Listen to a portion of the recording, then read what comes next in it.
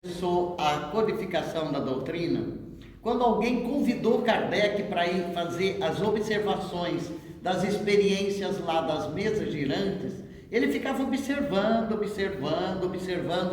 todo aquele fenômeno lá, que depois chamou de raps, que são os barulhos lá, e as mesas que se movimentavam e que respondiam questões. E ele ficava na dúvida, ele tinha assim, ele ficou observando muito tempo, ele ficou cético por um bom tempo, mas ele ficou observando tudo aquilo.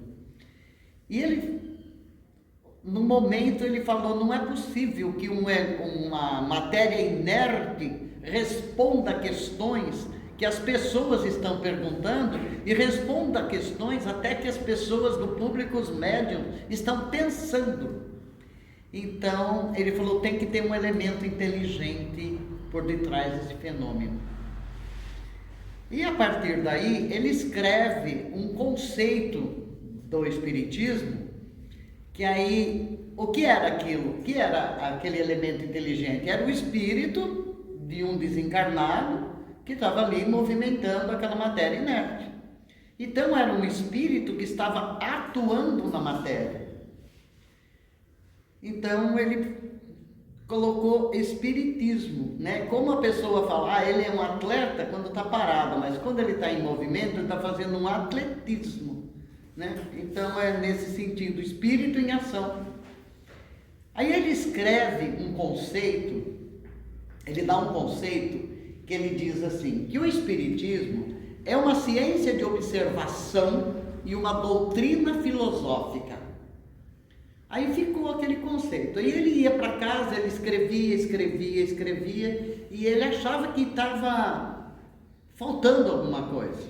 É errado? Não, mas faltava alguma coisa. Aí ele escreve, o Espiritismo é a ciência nova que vem, através de fatos irrecusáveis, atestar para nós a existência do mundo espiritual. Está errado isso? Também não. Mas ele escrevendo tudo isso lá nos aposentos dele, ele começava a ouvir barulho, alguma coisa incomodava, e fazia um barulho, e ele não sabia de onde. E a esposa dele, a Amélie Boudet, também ouvia aqueles barulhos. Bom, então não era só ele, olharam em todos os lugares, não tinha nada. Quando chegou na sessão espírita, ele pergunta para o espírito, para os médiuns, o que era aquele barulho. E aí o médium que recebeu falou, é um espírito familiar seu que veio, que foi lá, que era para chamar a sua atenção, para rever o conceito que você escreveu da doutrina. Aí ele, na conversa com esse espírito, conversou um tempo com ele, e ele perguntou o nome, ele falou assim, só me chame de Verdade. E aí eu virei por muito tempo e vou te ajudar em tudo. É um espírito familiar, mas me chame de Verdade. Não deu nome ainda.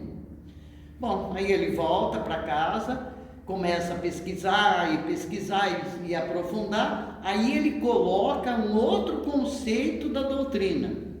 Aí ele fala, o Espiritismo é uma ciência. Porque lá ele falava, é a ciência nova. Agora ele afirma, ele é uma ciência. Que trata do quê? Da origem, da natureza e do destino dos espíritos, bem como a sua relação com o mundo corporal. Então, a origem, de onde viemos, a natureza, o que somos, e o destino para onde vamos.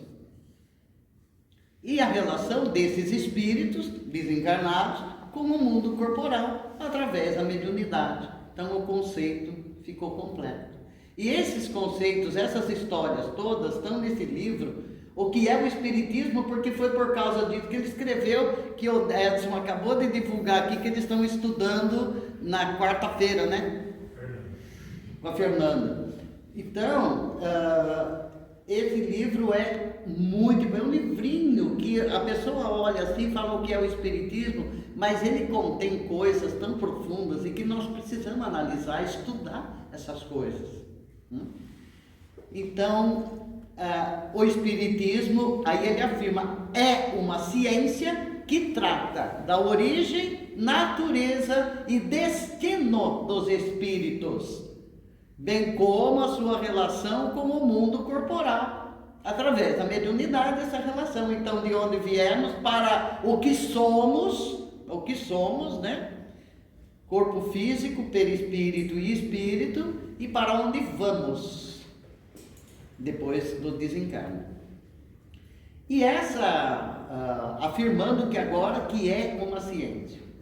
Então, ela engloba 3 elementos: ciência, filosofia e religião, a doutrina espírita. Então, através da ciência, nós temos todas as respostas de todos os fenômenos, porque os cientistas que estavam ajudando fizeram experiências e deram embasamento para a doutrina através das experiências que faziam com os médiuns. Então tem Charles Richer, Ernesto Bozano, Camille Flammarion, Alexandra Kassakoff, Leon Denis e daí para fora. É só pegar a bibliografia espírita que a gente tem assim experiências maravilhosas e um deles inclusive Nobel, né? Prêmio Nobel.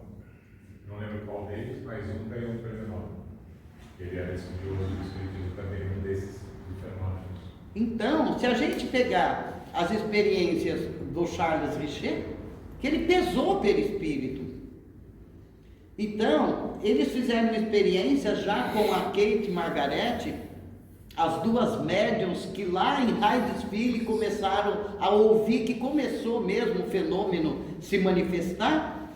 Lá, as 2 meninas que eram metodistas e que ouviam o barulho das pancadas na parede e descobriram depois, elas ouviam aquele barulho e estabeleceram um código para uma pancada, era letra A, 2 pancadas e tal, e assim elas entraram em contato com esse espírito que fazia aqueles barulhos lá na parede do quarto.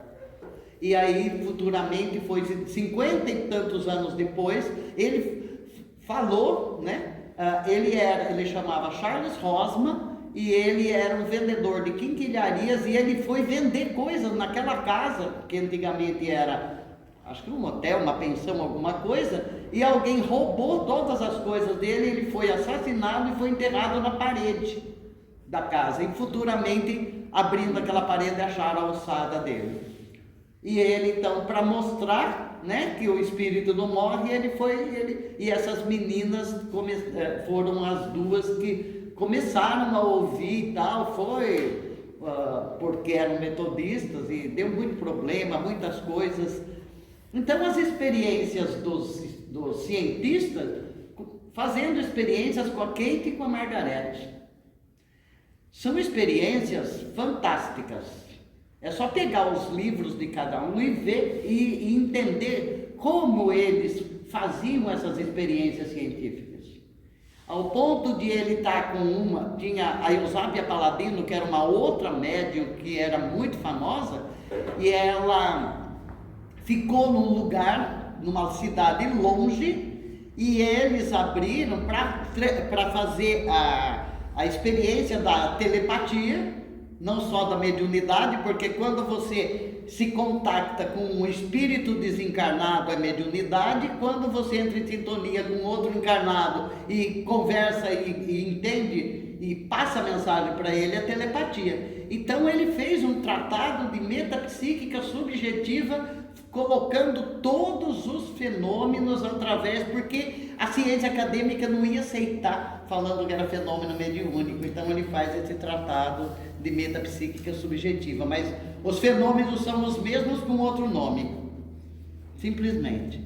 Mas aí a Eusápia Paladino, ela ficava numa cidade e eles numa outra cidade longe, em lugares hermeticamente fechados, abriam um livro aqui, vamos supor, eu estou aqui no centro, abro um livro numa página e alguém lá em São Paulo dita o que eu escrevi, a página que eu abri. e outro escreve aquilo. Então ela lia a página num lugar e a pessoa recebia na outra. Então esses tipos de experiências que, só para dar uma ilustração. Então todos esses cientistas embasaram a doutrina espírita. Então, aí a ciência explica todos os fenômenos. E a filosofia, o que ela faz? A filosofia dá o que para nós? Quais são as consequências morais que essas revelações, que essas descobertas fazem para a gente, para a nossa vida? Agora eu sei. Eu não sabia tal coisa, agora eu sei. Eu mudei. O que eu vou fazer com essa descoberta? O que eu vou fazer com isso? Eu pensava dessa forma, agora eu penso de outra. Eu enxergava por esse ângulo, agora eu enxergo por outro. E o que isso vai fazer? Vai mudar a minha vida. Eu vou pensar diferente, eu vou me melhorar. À medida que eu vou me melhorando, que eu vou entendendo essa mecânica toda, eu vou me reformulando.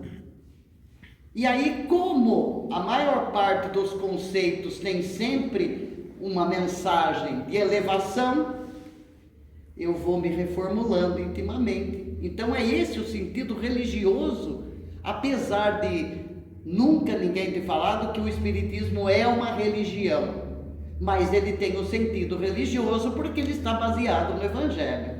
E quando Kardec coloca o Evangelho segundo o Espiritismo, e que são todas as parábolas, mas todas as explicações filosóficas que depois vêm, e as mensagens de espíritos desencarnados, evoluídos, que vão explicar filosoficamente o que significa cada parábola. É uma abertura de mente que encanta quem está estudando. Eu sou suspeita de falar porque eu amo a pesquisa. Então, para mim, até uma pessoa, um antigo, e ele já está desencarnado, tomara que ele esteja num lugar bem bom e esteja ouvindo o que eu vou falar. Ele falou para mim: você vai virar freira. Eu falei: de jeito nenhum, porque eu estava estudando um texto. Ele foi lá na minha casa com o Paulo, entrou lá e viu eu estudando, vendo um CD e tal, de palestra e tal. Falou: nossa, você é fanático. Eu falei: não, eu sou estudioso, eu estou estudando porque eu quero aprender, e isso está me reformulando. Então, tudo que eu aprendi através da ciência, tudo que a filosofia fez em mim, eu me reformulei. É o sentido religioso da doutrina espírita. Então, aí alguém pergunta assim, né? Uma pessoa perguntou: que religião você tem? Eu sou espírita. Você é espírita de Umbanda, de mesa branca, né? A nossa hoje é bege. É mesa bege estampada, né? E já foi azul, né, Edson? Lembra quando era azul? Então não é mesa branca. Gente, as pessoas, por falta de conhecimento, eles misturam um pouco as coisas. Por quê? Porque a gente tem que entender a história e falar, porque a Umbanda é de mesa branca. Só que a Umbanda, as outras, Quimbanda, Candomblé, as outras, todas tratam com espíritos. Só que não é espiritismo, é espiritualismo. Porque espiritismo é o que o Kardec codificou. O espiritismo nasceu com Kardec ali. Ele codificou, porque a mediunidade nasceu com o ser humano quando o ser humano nasceu. Já existiam os espíritos desde que o mundo é mundo. Eles já se comunicavam, porque a mediunidade é uma faculdade natural, inerente de cada um. Uns têm mais acentuada, outras menos, tem mais energia para doar, outras têm menos, mas a mediunidade nasceu com o ser humano. E ali naquela manifestação ele faz um código, e ele faz de uma forma tão filosoficamente fantástica que aí quem não entende tem que estudar bastante.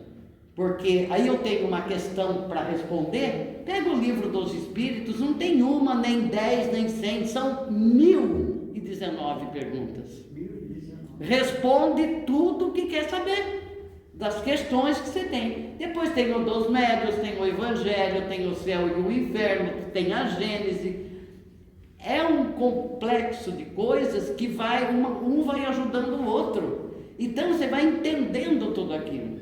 Aí eu falo, por que as pessoas que acham, normalmente falam, se é espírita, se é macumbeiro, eu falo, não sou. Aí eu vou, né, só falta começar a bater a tabaco.